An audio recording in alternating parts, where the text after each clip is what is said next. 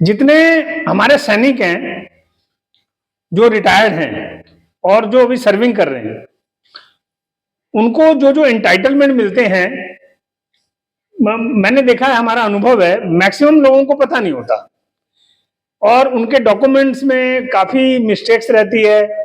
उनके जो डिपेंडेंट हैं उनके भी काफी मिस्टेक्स रहती है, जिनकी वजह से जो एंटाइटलमेंट्स हैं, जो केंद्र सरकार के द्वारा या राज्य सरकार के द्वारा जो भी कुछ मिलता है वो ले नहीं पाते हैं। या काफी लोगों के मन में ये भी है कि मिलता नहीं है, कौन मेहनत करे। तो मैं आज आप लोगों को बताऊंगा कि कोई बहुत ज्यादा मेहनत नहीं है, ठीक है। आपके जो एंटाइटलमेंट्स हैं, देखो, अगर कोई उत्तराखंड का निवासी है तो पहला तो क्या है, आप अगर सिपाही, नायक या हवलदार से रिटायर्ड हैं तो आपको हाउस टैक्स माफ है। तो हाउस टैक्स का प्रोसीजर क्या है, आपको एक दिन के लिए परेशान होना है, पूरे साल का हाउस टैक्स बच जाएगा आपका। आप जिला सैनिक बोर्ड जाइए, वहां से आपको फॉर्म मिलेगा, भरिए, नगर निगम से संपर्क कीजिए, आपका हाउस टैक्स माफ हो जाएगा। अब कुछ लोगों का क्या है, हाउस टैक्स भरते ही नहीं है, मतलब हाउस टैक्स का उन्होंने असेसमेंट करवा ही नहीं रखा। तो जिन लोगों के मकान नए बने हैं, घर नए बने हैं, इनका नक्शा पास है, वो जाके नगर निगम में जेई साहब से मिलिए, पहले आप अपना असेसमेंट करवाइए, क्योंकि हाउस टैक्स तो माफ है आपका, तो असेसमेंट करवाना जरूरी है ना भाई। तो असेसमेंट करवाएंगे तो उसके बाद आपका हाउस टैक्स नहीं लगेगा। लेकिन जेसीओ और ऑफिसर का, उनका जो है हाउस टैक्स सरकार की तरफ से माफ नहीं है।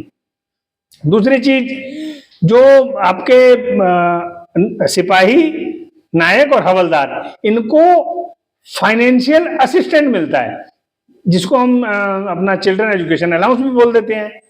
तो ये भी मैक्सिमम लोग जो है क्लेम करते ही नहीं है। एक बच्चे पे 12,000 है, 2 बच्चों पे 24,000 है। अरे क्यों छोड़ना भाई, जब सरकार दे रही है तो जो सुविधाएं दे रही है उसको ले लो। और आपको लगता है नहीं मिलता तो मेरे पास आइए, मैं देखता हूं कैसे नहीं मिलता। लेकिन उसके लिए क्या है, आपके जो बच्चों के नाम हैं, वो जो आपके पार्ट 2 ऑर्डर में जो नाम है, स्पेलिंग, डेट ऑफ बर्थ, जो भी नाम की स्पेलिंग है, डेट ऑफ बर्थ है, वो आपके पार्ट 2 ऑर्डर में जो दर्ज है उससे मैच होना चाहिए। अगर मान लो मैच नहीं भी हो रहा तो भी मेरे पास एक तरीका है, तो भी आपके बच्चों को हम जो फाइनेंशियल असिस्टेंट है, जिसको हम मतलब चिल्ड्रन एजुकेशन अलाउंस भी बोल देते हैं, वो है। तीसरी चीज है, आप सिपाही, नायक, हवलदार, उनको मैरिज ग्रांट मिलता है, उनकी बेटी की शादी पे 50,000 रुपए मिलता है। आप मेरे पास आइए, मैं बताता हूं मैंने दिलवाया लोगों को, कितने लोगों को दिलवाया, मैं उनका नंबर दे दूंगा, मोबाइल नंबर, आप उनसे बात कर लीजिए, ठीक है। 50,000 रुपए मिलता है, एक दिन की परेशानी है। तो आप अगर इंटरेस्टेड हो तो मुझसे संपर्क कीजिए, मेरा नंबर है तो ठीक है, नहीं तो कमेंट में आप लिखिए, अपना मोबाइल नंबर डालिए, मैं आपसे फोन पे बात करके बताऊंगा कैसे मिलता है। मेरा यही काम है। चौथी चीज आपको बताना चाहता हूं कि जो बच्चे डिग्री कर रहे हैं, जैसे बीटेक कर रहे हैं, एमबीए कर रहा है किसी का बच्चा, तो उनको भी स्कॉलरशिप मिलती है, ठीक है। लेकिन उसमें क्या होता है कि आपको स्कॉलरशिप के लिए जो फर्स्ट ईयर होता है, यानी कि फर्स्ट ईयर का फर्स्ट सेशन, उसमें आपको अप्लाई करना पड़ेगा। अब कई लोग मेरे पास आते हैं, बोलते हैं 1 साल हो गया है, बच्चे का सेकंड ईयर है, स्कॉलरशिप के लिए अप्लाई करना है, तो उसमें फिर वो एप्लीकेबल नहीं है। तो आप जिनके भी बच्चे ग्रेजुएशन है, तो अपने बच्चों के लिए स्कॉलरशिप के लिए अप्लाई करिए। ये सिर्फ जो है जवानों के लिए नहीं है, ये जेसीओ के लिए भी है। तो इसके लिए आपको क्या, फर्स्ट ईयर से अप्लाई करना पड़ेगा। तो आप मेरे पास आएंगे तो इसमें क्या है, अपेंडिक्स मिलते हैं आपको, अपेंडिक्स 1, 2, 3 या अनेक्चर 1, 2, 3। इसमें एक आपको जिला सैनिक बोर्ड से साइन कराना होता है, एक आपको जो एजुकेशनल इंस्टीट्यूशन है या जो कॉलेज है आपका, वहां से कराना होता है, और एक होता है जो आपको बैंक से करना होता है।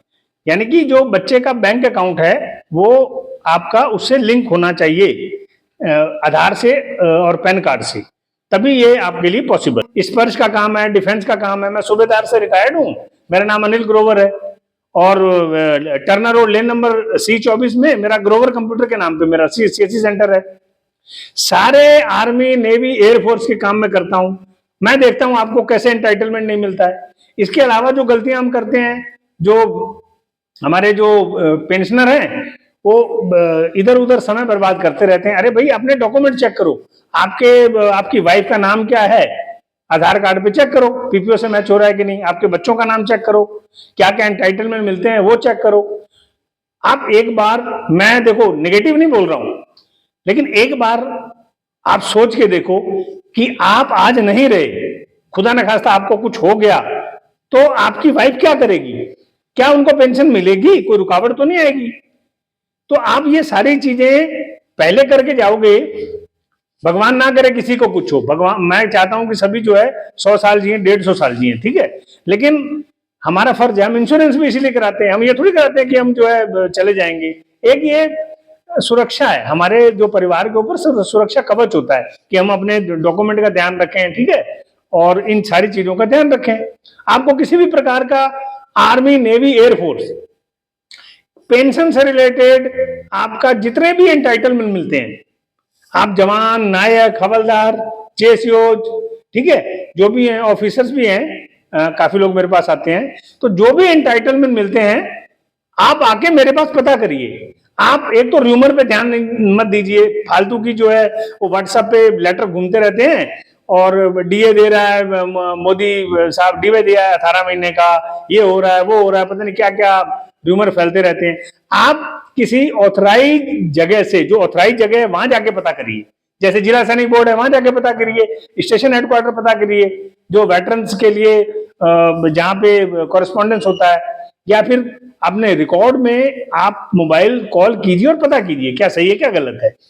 तो मैं चाहता हूं जितने भी हमारे सैनिक हैं, हमारे उत्तराखंड के नहीं, हमारे पूरे हिंदुस्तान के सैनिक, उनको सही जानकारी मिले और जितने भी एंटाइटलमेंट्स हैं, जो भी उनको मिलता है सरकार की तरफ से, वो अपने सारे एंटाइटलमेंट लें और खुशी से रहें।